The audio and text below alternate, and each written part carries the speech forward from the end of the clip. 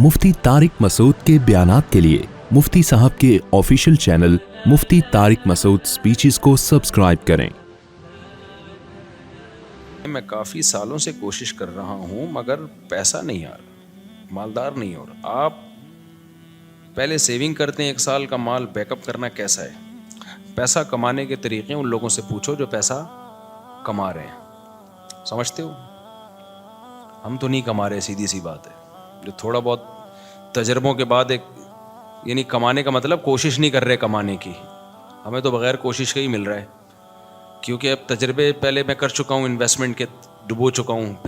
फिर मुझे ताल्लुकात की बेस पे ऐसे ईमानदार ताजिर मिल गए कि उनके साथ जब इन्वेस्टमेंट किया तो वो ईमानदारी की बेस पे उन्होंने मुझे नफ़ा देना शुरू किया। तो ये हर एक को ये फैसिलिटी मिलती नहीं है। समझते हो कि नहीं समझते? तो ईमानदार लोगों का मिलना बड़ा मुश्किल है। अब जब इंसान के ताल्लुकात बहुत बढ़ते हैं तो फिर ईमानदार लोग उसको लाखों में 2-4 मिल जाते हैं। अब आपको तो लाखों मिलेंगे नहीं तो 2-4 कहाँ से मिलेंगे उसमें? तो ये जो है ना पैसा कमाने का, उन लोगों से पूछो जो पैसा कमाने के तरीके जानते हैं। मेरी तो ज़िंदगी पैसे को लात मारने में गुजरी है, नहीं कमाने में गुजरी है। लोग ये सुन के हैरान होते हैं, मौलवी साहब बातें कैसी कर रहे हैं। और ये कोई खुशी की बात नहीं है कि लात मारने में गुजरी, बेवकूफ़ी की है मैंने, लेकिन की है। ये कारोबार मैंने किया तो जानकर उसको ठप करने की कोशिश की। यानी मेरे पास कस्टमर जब आता था ना, 2007-8 की बात कर रहा हूँ, मेरा शहद का बिजनेस था। घर में शहद का स्टॉक पड़ा हुआ होता था। यहाँ बंदा आके कहता था जी 1 किलो आप बेरी का शहद, ये कैश अमाउंट दे रहा हूँ, आप ले आए जाके। मैं कहता ऊपर कौन जाए यार सीढ़ियाँ चढ़ के जाना पड़ेगा, लेकर आना पड़ेगा। तो मैं कहता था ऐसा करें आप कल आ जाएं, काइंडली आप कब आ जाएं। वजह उसकी ये थी कि मुझे ये था कि नाश्ता मैंने कर लिया, दोपहर खाना मैंने खा लिया, रात का खाना पड़ा हुआ है, मदरसे से इतनी तनख्वाह मिल रही है कि मेरा राशन पानी 2 घरों का हो जाता है। महीने के बाद कुछ नहीं बचता तो तनख्वाह आ जाती है।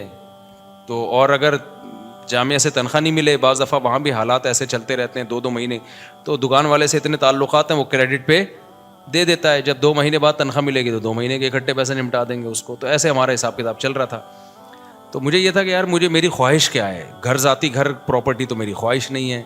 एक घर मस्जिद ने दिया हुआ है, एक जामिया तो रशीद मुझे उसका रेंट देता है, मैं जामिया में टीचर हूँ। तो घर का रेंट, वो 2 बीवियाँ थी मेरी उस वक्त, तो एक का रेंट जामिया दे रहा है, गैस बिजली का बिल, और एक घर मुझे मस्जिद में इमामत है, तनख्वाह थोड़ी है लेकिन मुझे ये सहूलत है, उन्होंने घर दिया हुआ है। और मुझे क्या ज़रूरत है पैसा? मेरी जो अपनी खोपड़ी थी वो ये थी। तो घर में आटा, दाल, गोश्त, अंडा जो ज़रूरत होती है, हर रोज़ाना गोश्त नहीं बनता था, हफ्ते में 1 आध दफ़ा गोश्त बन जाता है, बहुत हो हफ्ते में। कीटो टोपी ड्रामा छोड़ दो, कीटो डाइट ये गरीबों के काम नहीं है। गरीब आदमी सब कुछ खा के भी ठीक रहता है, और अमीर आदमी रोज़ाना इंटरनेट पे सर्च कर रहा होता है क्या खाना है, फिर भी मर जाता है बहुत जल्दी। तो ज़ाहिर है हम अपनी कीटो भी खाएंगे तो अपनी हैसियत के हिसाब से खाएंगे ना।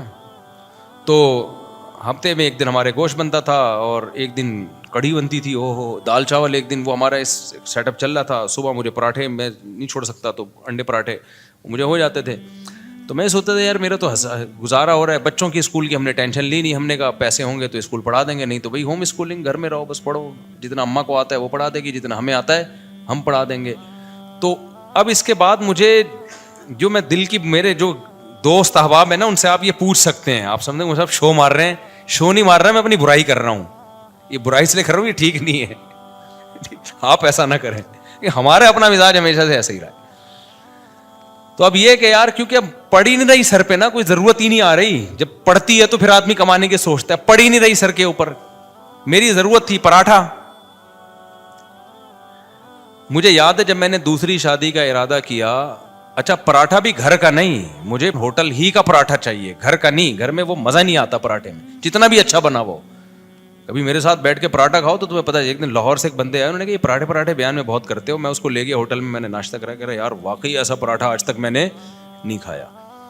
तो वो बड़े पेट के लिए बहुत नुकसानदेह होते हैं, लेकिन ये जहन में रखिएगा, वो सफ़ेद आटे के पराठे होते हैं, मज़ा बहुत है यार तो अब क्या था कि मैंने कहा मेरी बुनियादी ज़रूरत, बुनियादी भी नहीं है, अय्याशी है पराठा। बुनियादी ज़रूरत तो नाश्ता है ही नहीं, 2 टाइम की रोटी है, नाश्ता तो आपकी ग्रेवी है।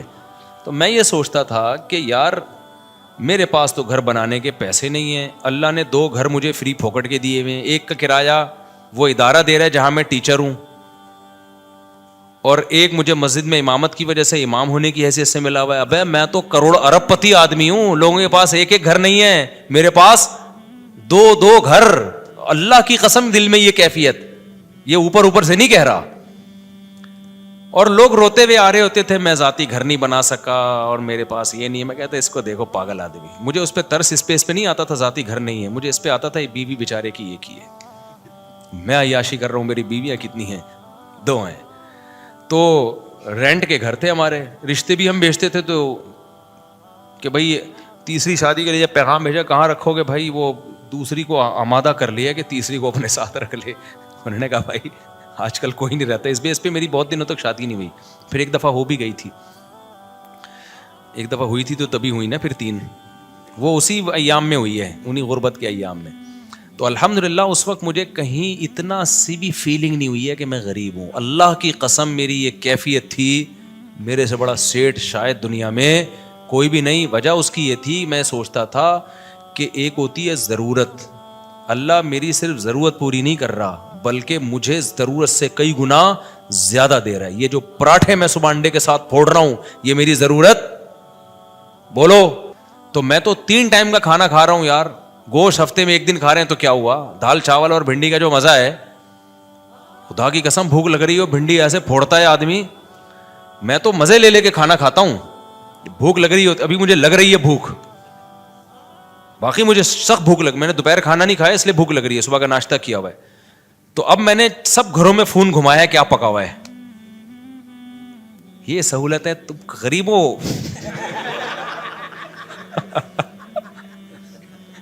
اب میرا تمہیں گالیاں دینے کا دل چاہ رہا ہے. ہم نے فوکس کیا شادیوں کو جو نیچرل ہے, تم فوکس کرتے ہو بحریہ ٹاؤن کو, گاڑیوں کو.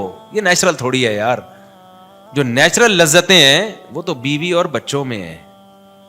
سمجھتے ہو کہ نہیں سمجھتے؟ بیویاں ہونی چاہیے, بچے ہونے چاہیے, وہاں سے محبتیں ملتی ہیں. گاڑی بھی تو تھوڑے دن میں تھی بھر جاتا ہے, پھر آدمی کہتے ہیں اس سے اونچی کی گاڑی, پھر اس کے بعد پھر بڑے بڑے لوگ گاڑیاں بیچ دیتے ہیں, اوبر میں جا رہے ہوتے ہیں. وہ یہ کھلونے ہیں تھوڑے دن کے دل بہلانے کے, ان سے دل بھر جاتا ہے. نہ بیویوں سے دل بھرتا ہے نہ بچوں سے دل بھرتا ہے.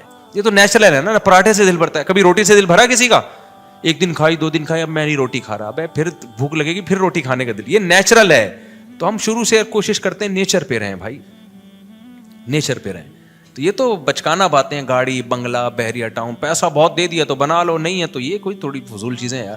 دیواروں اینٹوں سے, میں نے تو اپنی زندگی میں ایسے ایسے لوگوں کو دیکھا اربوں روپے لگا کے انہوں نے شیش محل بنایا, اتنا بہترین گھر, خدا کی قسم رہنا نصیب نہیں ہوا. جس دن گھر تیار ہوا ہارٹ اٹیک ہوا, مر گئے. کاش وہ اربوں روپے لگا کے اپنی صحت کا خیال کر لیتے یا کچھ اور کر لیتے. تو وہ بچے بھی پھر وہ فری پھوکٹ کے پیسہ نا بیچ باچ کے کھا رہے ہوتے ہیں, عیاشیوں میں اڑا رہے ہوتے ہیں. تو اس لیے ابھی جو ہے وہ میں نے گھروں میں فون گھمایا تو شلجم اور جو ہے گوشت کا شوربہ کہیں نہیں پکا ہوا تھا. تو گارڈوں سے میں نے پوچھا تم لوگوں نے کیا پکایا, انہوں نے کہا شلجم گوشت. میں نے کہا ہم آپ کے ساتھ کھانا کھائیں گے آج. شلجم گوشت شوربے والا تازہ, ایسا مزہ آتا ہے یار. بڑے گوشت میں نا شلجم ڈال دو, سبزی ڈال کے پکاؤ, بڑا مزہ. تو اتنی خدا کی قسم یہ لذیذ نعمتیں اللہ, بھوک لگ رہی ہو, اچار ہو, دال چاول ہو کڑی پتے والی, آپ کو لگ نہیں رہی نا, اس لیے آپ کو مزہ نہیں آ رہا. ابھی سموسے کھا کے بیٹھے ہوگے آپ چائے کے ساتھ. جس کو بھوک لگ رہی ہو نا اس کو یہ میری باتوں کو وہ انجوائے کرے گا. مجھے چونکہ لگ رہی ہے, باتوں میں مزہ آتا ہے. یہ نیچرل لذتیں ہیں جن کو یہ مل رہی ہیں, بس وہ عیاشیوں میں ہے بھائی. کیا کرنا ہے ایسی دولت کا, نہ کچھ کھا سکتا ہے نہ. اکثر مالدار ہم نے دیکھے ہیں, ایک آدھ بچہ ان کا, وہی بچہ خراب نکلا, وہی ٹینشن دے رہا ہے, زندگی عذاب بن گئی ان کی. شروع میں پیسے سے برگر اتنے کھا لیے کہ اب کچھ کھانے کے قابل نہیں بچے, اتنا وزن بڑھ گیا ان کا, کھا ہی نہیں سکتے. پراٹھے کا نام سن کے بے ہوش ہو جاتے ہیں وہ. تو سب سے بڑی نعمت صحت ہے, بیوی بچے ہیں, اور سر چھپانے کے لیے جگہ مل جائے, بے شک وہ کرائے ہی کی کیوں نہ ہو. تو میں کہتا یار لوگوں کے پاس ایک جگہ, میرے پاس کتنی ہے, حالانکہ میرا ان میں سے ایک بھی نہیں. مسجد والے جب امامت سے نکالے تو گھر بھی گیا, کیا خیال ہے. تو اور ایک کا کرایہ جامع رشید دے رہا تھا, وہ بھی کرایہ دے رہا تھا, تو انہوں نے کہا لے لو, اور وہ بھی ایک مخصوص کرایہ تھا. تو مجھے لگا کہ یار میرے لیے اتنا بہت ہے. 2 کمروں کا گھر لیا ہوا تھا میں نے. ایک دفعہ ایک صاحب آئے ہمارے گھر, دیکھے 2 کمروں کا گھر ہے, انہوں نے کہا یار مفتی صاحب ممبر پہ باتیں اتنی بڑی بڑی, یہ گھر ہے ٹوٹل. میں نے کہا جتنی بڑی باتیں اس سے بڑا اللہ نے گھر دیا ہے ہمیں الحمدللہ. 2 کمرے, میری ضرورت اس سے پوری ہو رہی ہے. اس وقت میرے 16 بچے تھوڑی تھے, 2 بچے تھے, تو 2 کمرے بہت ہیں, بہت ہیں 2 کمرے, رہ لیتے ہیں. ایک واش روم ہے, کچن ہے, تھوڑے بہت. بس ایک چیز کی مجھے ٹینشن تھی, دھوپ نہیں ہے اس میں, ہوا بھی تھی, دھوپ نہیں ہے, تو وہ ایک ٹینشن تھی. تو میں کہتا تھا یار اللہ نے ساری عیاشیاں دی ہوئی ہیں, تو ایک تھوڑی سی اگر ٹینشن دے دی تو کیا ہے, دھوپ کا انتظام نہیں ہے, کیونکہ سن لائٹ میرے لیے, میں نہیں بغیر دھوپ کے بغیر گزارا ہوتا. تو پھر وہ یہ بڑی ایک ٹینشن ہوتی ہے انسان کو. خیر, تو میں جب دوسری کی سوچ رہا تھا نا, تو میں ناشتے نہیں مجھ سے چھوٹ رہے تھے ہوٹل کے جو خاص قسم کا پراٹھا. تو مجھے یاد ہے میں نے اپنے دوست کے ساتھ پلاننگ کی, یار میں اب دوسری شادی کر رہا ہوں, میرا خرچہ بڑھے گا, مجھے یہ ہوٹل کا پراٹھا چھوڑنا پڑے گا. آپ اندازہ لگا رہے ہو غربت کا. لیکن میں غریب نہ اس وقت سمجھتا تھا نہ اب, اور حقیقت ہے ہم کہاں خسے غریب ہیں بھائی. میں نے کہا یار یہ مجھے قربانی دینی پڑے گی, کیونکہ اب میرے خرچے ڈبل ہو جائیں گے. تو مجھے اب یہاں سے کیا کرنا ہے, یہ عیاشی جو ہے نا, عیاشی پٹھان ہوٹل کے جا کے پراٹھے پھوڑ, یہ عیاشی مجھے چھوڑنی پڑے گی. لیکن اللہ کی قدرت ایسی ہوئی کہ وہ بھی نہیں چھوڑنی پڑی. آپ جیسے جیسے شادی کرتے ہیں, بچے ہوتے ہیں, آپ کی سورس آف انکم بڑھتی چلی جاتی ہے, کم نہیں ہوتی ہے, تو کم ہوتی نہیں ہے کسی قیمت.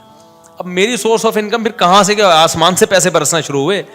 میرے ساتھ ایسے ایسے معاملات ہوئے ہیں کہ میں تو بتا رہا ہوں نا, کاروبار شروع کیا تو یہ بزنس ہو رہا تھا میرا. میں بیٹھا ہوا ہوں جی, شہد چاہیے, ابے اوپر کون جائے گا شہد لینے, کیوں, میری ضرورتیں پوری ہو رہی ہیں, مجھے لگ رہا ہے یہ بزنس کیا ہے, غریبی ہے. اگلے دن آ رہے ہیں انکل بھائی اب تو لے آؤ, پھر اگلے دن گیا میں شہد لایا, چلو یار لے لو بھائی. اس طرح سے ہمارا شہد بک رہا ہے, اس سے جو پروفٹ ہو رہا ہے وہ بھی اتنا ہونا شروع ہو گیا. لیکن اتنا نہیں ہوا کہ کسی کے بزنس میں جو باقاعدہ. تو مجھے پھر اب تو چونکہ میرے مالی حالات اور اچھے ہو گئے الحمدللہ, تو پھر مجھے لگا کہ یار اچھا, پھر میں نے نکاح جب رجسٹریشن, میں نکاح فری میں پڑھاتا تھا, پیسے نہیں لیتا تھا. مجھے عجیب سا لگتا تھا نکاح پڑھا رہے آدمی پیسے لے رہا ہے اس کے. لیکن کیا ہوا, 4-6 دفعہ مجھے اندازہ ہوا کہ بھائی یہ نکاح کا نکاح نامہ بیٹھ کے فل کرتے رہو, نادرا سے وہ لوگ بھی پیسے مانگتے ہیں, نادرا سے رجسٹریشن کرواؤ اس کی, اچھا خاصا ٹینشن والا کام ہے. یا تو میں پابندی لگا دوں, میں کسی کا نکاح نہیں پڑھاؤں گا, یا مجھے کوئی بندہ رکھنا پڑے گا. پھر میں نے بندہ رکھا, کیونکہ میرے پاس بہت زیادہ لوگ آ رہے تھے نکاح پڑھوانے کے لیے. اچھا, اس کام کے لیے مجھے نکاح رجسٹرار بننا تھا. لوگوں نے کہا مفتی صاحب آپ نکاح رجسٹرار بن جاؤ, اس میں بڑے پیسے آئیں گے. میں نے کہا 1 سال تک مجھے یہ توفیق ہی نہیں مل رہی کہ میں جاؤں آفس کہ مجھے سرٹیفکیٹ دے دو قاضی کی نکاح رجسٹرار کا. ہلا ہی نہیں جا رہا, کیونکہ ضرورت نہیں ہے نا, پراٹھے چل رہے تھے اسی حساب سے, تو میں کیوں جاؤں.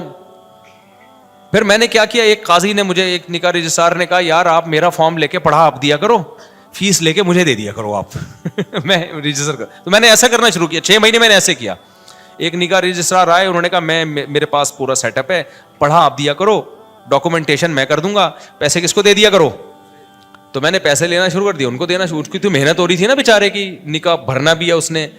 ایک دن کیا ہوا, جو یونین کونسل میں ہوتے ہیں نا, جو نکاح رجسٹریشن کا سرٹیفکیٹ دیتے ہیں, وہ خود میرے پاس چل کے آ گیا.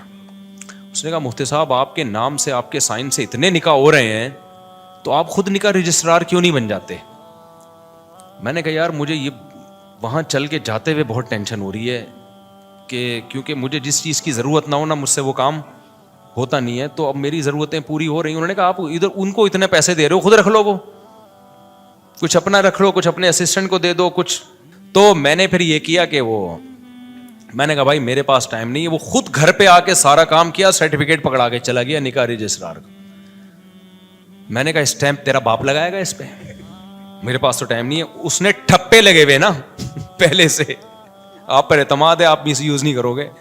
پھر میں نے ایک اسسٹنٹ رکھا, میں نے کہا نکاح کہ ساری ڈاکومنٹیشن تیرے ذمہ ہے, تو میں فیس لے رہا ہوں ان کو دینے کے لیے, پھر ظاہر ہے مجھے بھی بچتی ہے. تو اب اتنا بھی استغنا ٹھیک نہیں ہے نا, اتنا بھی شو مارنا ٹھیک نہیں ہے کہ جب کچھ ہو ہی نہیں رہا تو پھر جو رزق آ رہا ہے تو آنے دو. پھر ہم نے اس کی ایک فیس رکھ دی. ہم نے کہا ٹھیک ہے بھائی, اتنا تیرا, اتنا ٹائم تو لگ رہا ہے نا. تو یہاں جا کے پھر یہ وہ اتنے نکاح آنے شروع ہو گئے کہ انڈے پراٹھوں سے ہم تھوڑا آگے. ہم نے کہا فری پھوکڑ کا آ رہا ہے بھائی. اچھا خیر, پھر بھی اتنی فیس نہیں ہے جتنی لوگ لے رہے ہیں. میں اپنے نام کی فیس لینا چاہوں نا, جو اللہ نے ٹوٹی پھوٹی ہم جیسے نالائقوں کو شہرت دے دی, تو اس اسٹیج پہ پہنچنے کے بعد قاضی کی فیس 1.5 لاکھ 2 لاکھ ہوتی ہے. ہماری فیس اس سال 10,000 ہوئی ہے, سمجھ رہے ہو. اور اس میں بھی لوگوں کو کہا ہوا ہے کہ کوئی بھی ایک دفعہ کہہ دے کہ میرے پاس نہیں ہے تو دوبارہ اس سے پوچھنے کی ضرورت نہیں ہے. یہ نہیں اس کے کہ تو آئی فون لے کے کیسے گھوم رہا ہے جب تو کم بخت 10,000 نہیں دے سکتا, یہ تیرے پاس یہ موبائل کہاں سے, یہ نہیں. اس کو میں نے اسسٹنٹ کو بتایا بھائی جو ایک دفعہ کہہ دینا کہ نہیں دے سکتا دوبارہ پوچھنے کی ضرورت بولو نہیں ہے, فری میں پڑھائیں گے. تو فری میں بہت سارے نکاح پڑھاتا ہوں اور تعلق والوں سے تو ایک روپیہ بھی نہیں ہوتا, بلکہ اسسٹنٹ کو اپنی جیب سے دے رہا ہوتا ہوں کہ یار تیری محنت تو لگ رہی, نادرا میں تو خرچہ ہو رہا ہے نا, مجھ سے لے لینا پیسے. وہ سمجھ میں نہیں آ رہی میرا خیال ہے بات. تو ہم نے تو پوری زندگی کوشش کی ہے نالائقی میں پیسے کو لات مارنے کی. یہ شادیاں بچوں ہی کی برکت ہے جو اللہ کھلائے. اللہ نے مجھے زندہ رکھا ہوا اب تک اس لیے تاکہ 15 سال پہلے جو میرے ساتھ دوست تھے نا جو کہتے تھے تم شادیاں کر رہے ہو پیسہ ہے نہیں تمہارے پاس, بھوک سے مرو گے, تو اللہ نے مجھے اب تک زندہ اس لیے رکھا ہوا ہے یہ بتانے کے لیے کہ ان کو بتا دینا کہ اس بچوں کی سپیڈ بھی کم نہیں ہوئی ہے, شادیوں کی سپیڈ میں بھی کوئی کمی نہیں آئی ہے, اور اللہ کیسے کھلا رہا ہے کیسے پلا رہا ہے. ایک اہل حدیث دوست نے میرے 2010 یا 11 میں مجھ سے ملنے کے لیے آئے تھے, اتنی بڑی داڑھی ان کی, لال نا کلر, وہ مہندی لگائی ہوئی انہوں نے, میری 4 شادیوں والی کتاب پڑھی انہوں نے. ابھی میرا کل ان سے فون پہ پرسوں ان سے فون پہ بات ہوئی ہے اس لیے میں یہ واقعہ سنا رہا ہوں. وہ آئے کہتے ہیں آپ نے کیا کتاب لکھی ہے مفتی صاحب. اچھا انہوں نے میرے حالات دیکھے, میری پھٹ پٹی, انہوں نے مجھے اپنے گھر میں دعوت کی. انہوں نے کہا یار میں نے ایسی کتاب آج تک نہیں پڑھی. بڑے متاثر تھے. یہ وہی ہے جن کو تبلیغ میں نہیں میں نے بتایا تھا کہ وہ سارے فرقوں میں دھکے کھا کے آخر میں گئے تبلیغ میں, وہ یہ وہی ہیں, بروہی ہیں بروہی. تو بلوچستان سے ان کا تعلق ہے. انہوں نے میری گھر میں دعوت کی, میں اپنی پھٹ پٹی پہ گیا. اچھا اس وقت بھی ہمارا ہم پھٹ پٹی کو سمجھ رہے تھے لینڈ کروزر ہے ہماری, غربت کا تو اس وقت بھی احساس نہیں تھا کیونکہ بھائی لوگوں کے پاس یہ بھی نہیں ہوتی یار.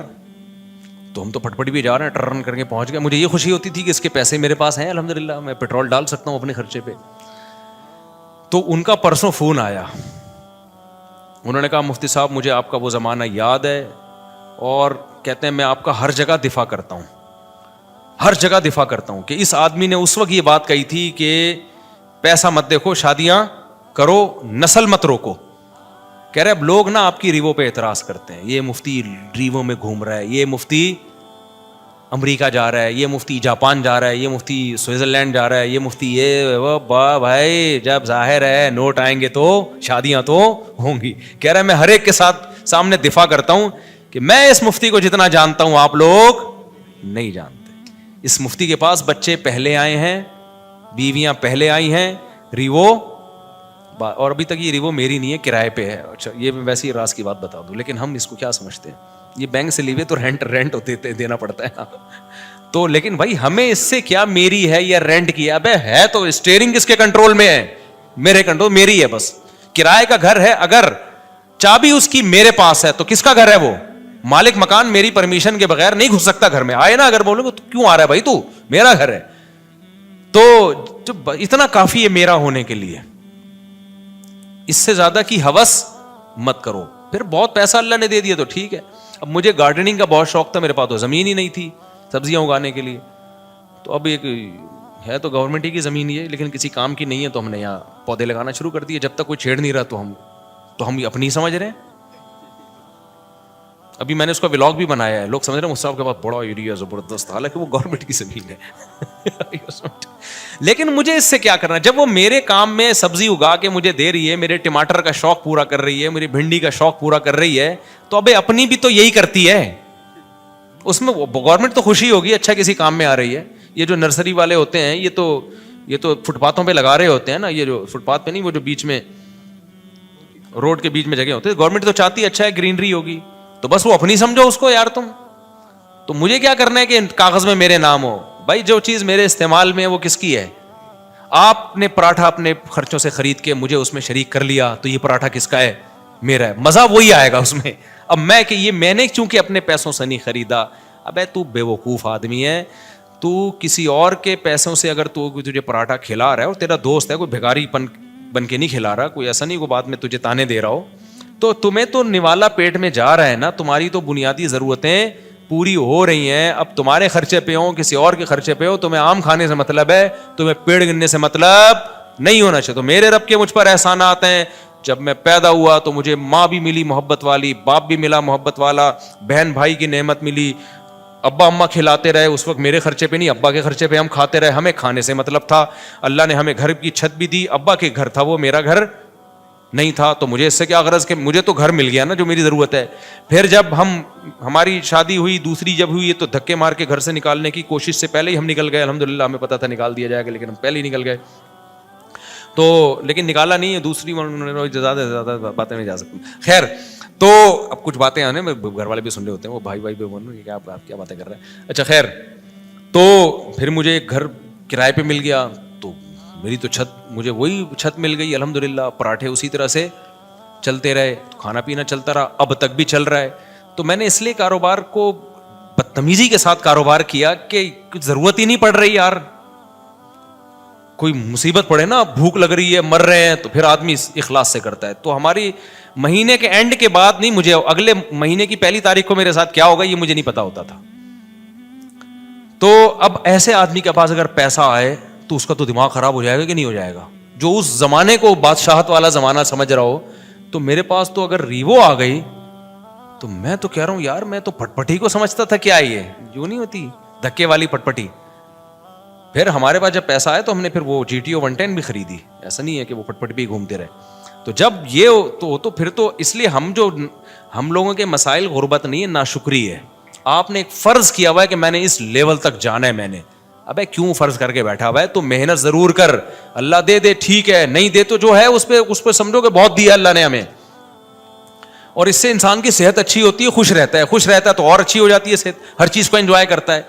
اور جو آدمی بیچارہ دولت کی ٹینشن لے کے بیٹھا, وہ کمبخت دولت بھی اس کے کام کی نہیں ہوتی, اس کو ہر وقت ٹینشنیں کھائی جا رہی ہوتی ہیں. تو خوش رہنا سیکھو بھائی. خوش وہی رہے گا جو کہے گا میرے پاس میری حیثیت سے زیادہ اللہ نے مجھے دیا ہے. جو یہ جس کے دماغ میں کانسیپٹ آ گیا نا تو وہ خوش رہے گا. اور جو یہ سمجھنے لگا کہ میری ضرورت اتنی ہے اللہ دے کم رہا ہے مجھے, تو پھر ٹینشن میں جاؤ گے. تو پراپرٹی کو ٹینشن نہ بناؤ, ذاتی گاڑی کو ٹینشن, بولو پیسہ کمانا نہ چھوڑ دو, پہلے ہی مرے ہوئے لوگ ہیں اور مر جائیں گے. ایسا نہ ہو میری موٹیویشن سے آپ سمجھے پیسہ غریب لوگ ہیں, ملک کا بیڑا غرق ہو رہا ہے. لوگوں کے پاس پیسہ آئے گا تو ملک کو بھی فائدہ. اور پیسہ کوشش کرو ڈالر میں کماؤ, پاکستانی کرنسی میں پیسہ کمانے کا زکوٰۃ دینی چاہیے ایسے آدمی کو جو یعنی کرنسی میں پیسہ کما رہا ہے. تو پیسہ کماؤ ڈالر میں. ہم تو لوگوں کو ترغیب دیتے ہیں باہر سے پیسہ لے کر آؤ. تبھی میں لوگوں کو کہتا ہوں یوٹیوب چینل بناؤ, ولاگنگ کرو, کچھ بھی کرو. ابھی تو میرا ایونٹ تو اسلام آباد میں یہی تو ترغیب دینے کے لیے تھا کہ یہ جو یوٹیوب ہے نا بہترین, یہ جو یوٹیوب کی ارننگ کے جو حرام ہونے کے لوگ کہتے ہیں نا حرام ہے, اس کو تو میں کئی دفعہ دلائل دے چکا ہوں. لوگ کہتے ہیں احتیاط والے پہلو پر عمل کریں اگر حلال حرام میں بہتر. بھائی احتیاط والے پہلو پر اگر آپ عمل کر رہے ہو تو دوسری احتیاط چھوٹ رہی ہے. اب یہ جو یوٹیوب ہے, سوشل میڈیا ہے, یہ ریمیڈنس لانے کا ایک بہت بڑا ذریعہ ہے. اگر آپ اسی کو حرام قرار دے دیا, ایک تو خالص حرام ہے, وہ تو کبھی بھی حلال نہیں ہو سکتا. لیکن اگر گنجائش کا پہلو نکل رہا ہے تو لوگوں کو دینا چاہیے, اس لیے کہ ریمیڈنس جتنا زیادہ ملک میں ابھی آئے گا وہ یوٹیوب فیس بک کے ذریعے آئے گا.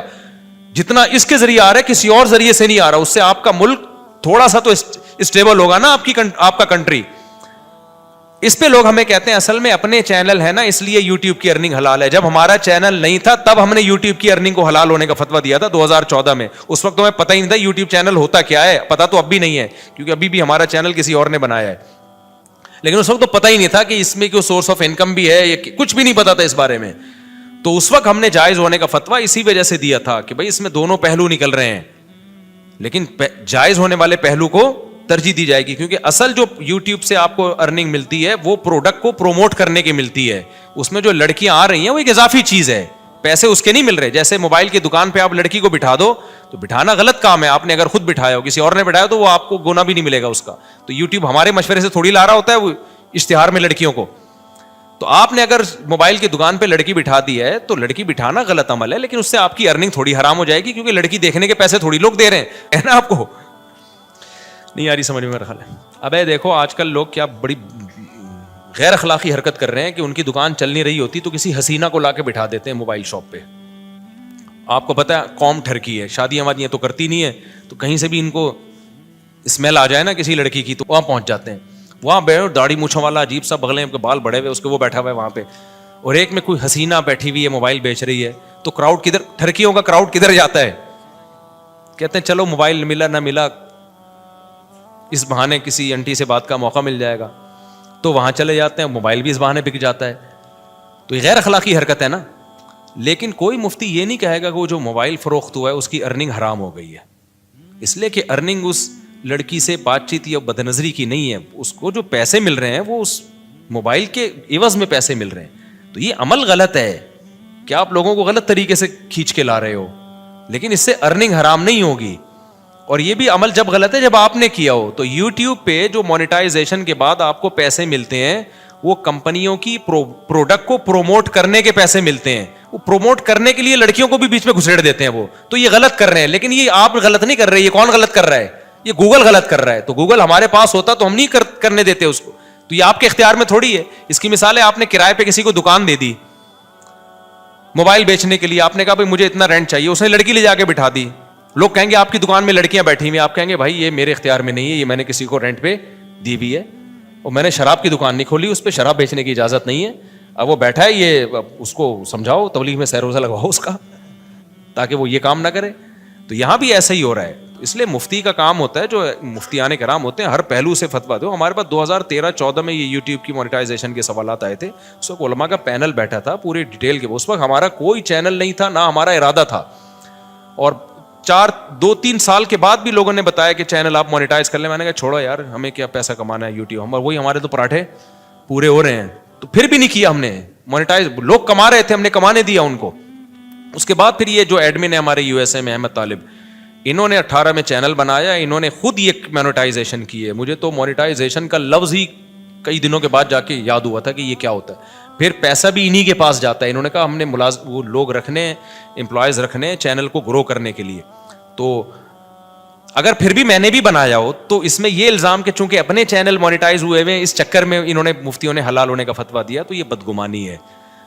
یعنی مولویوں کو کسی حال میں جو, اگر ہم حرام ہونے کا فتویٰ دیتے ہیں نا, تو پتہ ہے لوگ کیا کہتے ہیں, اب یہ ان کو تو کیا, ان کی تو چارج, ان کے تو نکاح پڑھا کے پیسے آ رہے ہیں نا, ان کے تو ہدیے نذرانے مل رہے ہیں, قوم جائے بھاڑ میں, ان کو بس حلال حرام کی. تو لوگ یہ باتیں کرتے, حلال ہونے کا فتویٰ دیا, اصل میں اپنے چینل کھل گئے ہیں نا ان لوگوں کے, اس لیے یہ کر رہے ہیں.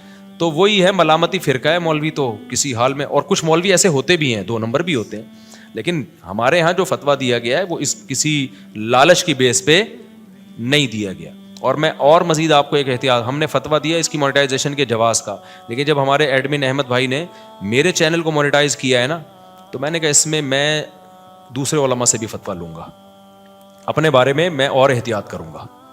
ہم نے دوسروں کو تو جواز کا فتویٰ دیا ہے, لیکن اپنے بارے میں اپنی فتوے پر عمل کروں نہ. تو جو ایکسپرٹ مفتیان کرام ہیں, جو مجھ سے بھی زیادہ ایکسپرٹ ہیں, آدھا 1-1 گھنٹہ میں نے بیٹھ کے ان سے پھر اس پہ ڈسکشن کی ہے کہ بھائی اور بھی جتنے پہلوؤں کے لحاظ سے اس پہ غور کیا جا سکتا ہے. تو یہ بات کہاں سے چلی تھی؟ تو یہ مجھ سے پوچھ رہے ہیں کہ پیسہ کمانے کا طریقہ. تو میرے پاس تو ایک ہی طریقہ ہے, شادیاں کرو, بچے اسپیڈ سے پیدا کرو, جب ضرورت بڑھے گی تو رزق کے دروازے بھی بڑھ جائیں گے. لیکن ایسا ہے نہیں, بچے بھی اسپیڈ سے پیدا کرو, رزق کمانے کی کوشش بھی کرو. آپشنل ہمارے ساتھ ایسا ہو گیا کہ ہم نے رزق کو لات ماری, پھر بھی رزق آ گیا. لیکن اللہ کا قانون یہ نہیں ہے. قانون اللہ کا یہ ہے کہ آپ کو شادی بھی کرنی ہے اور کمانے کی فکر بھی. میرے ساتھ شاید اس لیے بھی ہو گیا ہو کہ ہم تو دین کی خدمت کے لیے, میں نے وقف کیا اپنے آپ کو کہ یار ہم ساری زندگی دین کی خدمت کریں گے. تو شاید اللہ کی کوئی رحمت ہو گئی ہو کہ چلو یار ایک بندہ دین کی خدمت میں لگا ہوا ہے, اور عبرت کا نشان نہ بن جائے کہیں 4 شادیوں کے بعد سارا فلسفہ ہی دفن ہو جائے شاید. اور یہ بھی ڈھیل بھی ہو سکتی ہے اللہ کی طرف سے, استدراج بھی, کہ اللہ تعالیٰ میرے کسی عمل سے ناخوش ہوں, اللہ بچائے ایسی بات سے.